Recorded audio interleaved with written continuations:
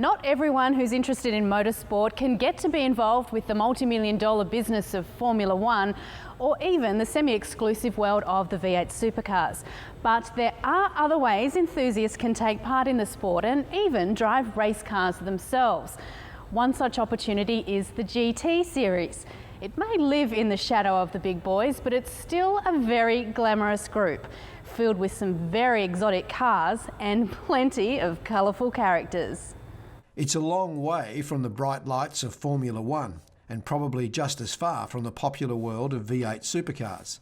In fact, GT competition may be one of Australia's best kept secrets, but it is big business and it's alive and well. At the Bathurst 12-hour endurance race, the GT circus is on display. For this event, the car owners have hired professional drivers. They employ teams of mechanics and transport their race cars and equipment to a competitive calendar of events throughout the year. Whatever else, this sport is clearly not cheap. Ken Collier runs the Australian GT series. It's fantastic. It's just a great range of cars. The teams are all, stepping up to being very professional, and we're really looking forward to a good series this year. This year, the GT series will consist of another 6 races spread across the year and across the country. The championship provides the opportunity for gentlemen drivers to explore the limits of some of the world's most desired cars. Marquees such as Ferrari, Lamborghini, Porsche, Aston Martin, Audi and Mercedes-Benz going head-to-head on some of the country's best circuits at speeds that rival the fastest saloon cars in the world. We have 4 divisions within the race, so the championship division, of course, with the more high-profile cars, if you like, more high-profile drivers. They're obviously going to try and win. Everyone's going to try and win. Then our trophy division is also being supported, our challenge class and our sports class, now our GT4 class. The majority of the cars are purpose-built, race-prepared variants of high-performance supercars, and they compete comfortably at speeds of between 200 and 300 kilometres per hour. The cars cost somewhere between $300,000 and $500,000 to buy, and the teams have annual racing budgets somewhere around the $100,000 mark. Tony Quinn is the enthusiastic owner of the Australian GT category. I think it keeps me young a bit, keeps me fit. I like the guys, I like the competition, I like the game. I don't care for winning or whatever. I like to win, but I know that that's a bit beyond me because there are professional guys there that are good. But I must admit that I think some people are surprised that a pet food maker can drive as well. Tony's son Clark won last year's GT championship. Expensive cars attract successful people, and some of Australia's business elite use the Australian GT championship as a release from the stress of daily business. They work hard and play hard, so while they may not be Sebastian Vettel, they're used to fighting for what they want, and racetrack real estate is no different. People like entrepreneur Betty Clemenco, one of Australia's richest women, whose vision established the Erebus motorsport team. I have 3 sons, and so we're just very male-orientated family, and I thought, you know what, I can do this. For me, everyone says, have you done a hot lap? No, I don't want to do a hot lap. It's not about me driving, it's about the machine. It's about how fast can I get that engine to go legally, and I'm talking absolutely legally. How fast can I get that car to move? I don't look at the human element, I look at the car. And what I want the speed from the car. I want to be able to say, yes, I got it to there. Peter Edwards of the Maranello team is another successful entrepreneur. I've always said, and I still believe it, it's you find a passion and then get a group of guys around, guys and girls that can, form a really good core of a team, and you go out there and try your best. GT literally has a world of potential. There is no other category which is universal, which means drivers from all corners of the world compete in identical cars. A driver from anywhere in the world can enter the Australian GT Championship in a car identical to that which they compete in Europe or Asia. So far, the financial implications of a true World Championship have proven too steep a mountain for promoters to climb, but it could be just a matter of time. Richard Muscat is the reigning Porsche GT3 Cup Challenge Australia champion.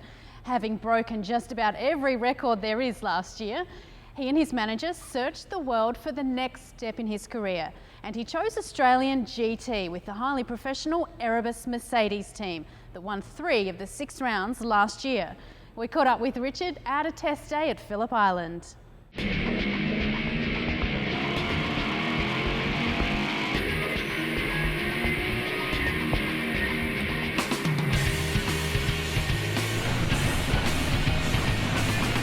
Muscat is an exceptional little talent. He's been with me now for the last couple of years. He has done probably 4,000 or 6,000 kilometres with me, and he hasn't been off the track more than half a dozen times. He's very smooth, he's committed to the task. John Morris is a veteran of Australian motorsport, and he knows how to spot emerging talent. John believes he's found something very special in Richard Muscat. So special, he's decided to effectively retire and focus on guiding Richard's career. He's one of those young guys who, for me, will sacrifice anything to be successful, and he just deserves somebody behind him with a commercial nous and someone that's been in the industry for some time, supporting him so that he can reach his full potential.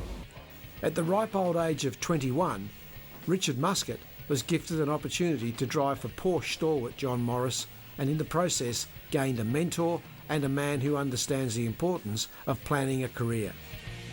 Started in cars 2 years ago, a distinguished karting career, raced probably 9 years in karts, so made that progression like all the young guys do in Australia to cars, and went to the Porsche series and Porsche 944 Victorian State Series, and won that championship in my first year, and then went to Cup Challenge the year after and won that series. So the last 2 years of my car racing career, I've won both championships.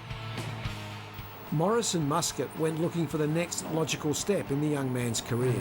They searched Australia, Asia and Europe before finally settling on Australian GT and the highly professional Erebus Motorsport team, which is only really beginning to make its mark. He's been in Porsches for 2 years now, and we want to give him a go in a different GT car, and Erebus is the right choice because of Barry Ryan. Barry Ryan will be a good mentor for him in terms of the on-track things, so we're looking forward to some very good things in 2014. Try to find the next driver that we think is going to have the ability, and without question, Richard's got that ability, and he's proved to us in the test last Friday, Winton, and today that he's definitely got that ability that we're looking for. It's a really big help for me to adapt to these cars as quickly as possible and as fast as possible. So definitely having Baz in the team is very good, and enjoying the car, it's awesome for me. As also developed as a driver on and also importantly off the track as well. So I'm looking forward to working with Baz this year, and yeah, he's a great guy, so it should be a good year. The difference this year with the Mercedes and the Porsche from last year's, you've obviously got about 300 more horsepower in the Mercedes. With the Mercedes, all electronic with the ABS, it's got 12 settings, so it's pretty good with the brakes, and you can smash it as hard as you can, you won't lock it up. This will not be the last you hear of Richard Muscat. He is a star in the making, and he will surely progress through the ranks as one of the best Australia has to offer. How far that star will shine will be up to him and his management team. Obviously went to Asia last year with GT. We're looking at going to Europe in years to come, possibly this year. It's endless. Like, even if Richard gets the opportunity with another team, and it's because us showing his ability and putting him in the right position with the custom sports teams, maybe we can do that. If it ends up he's good in a V8 supercar, he might be our next V8 supercar driver. So it's all up to their ability. On our Ford Falcon, the only thing that's really comparable to the road car Falcon is the body panels that you see.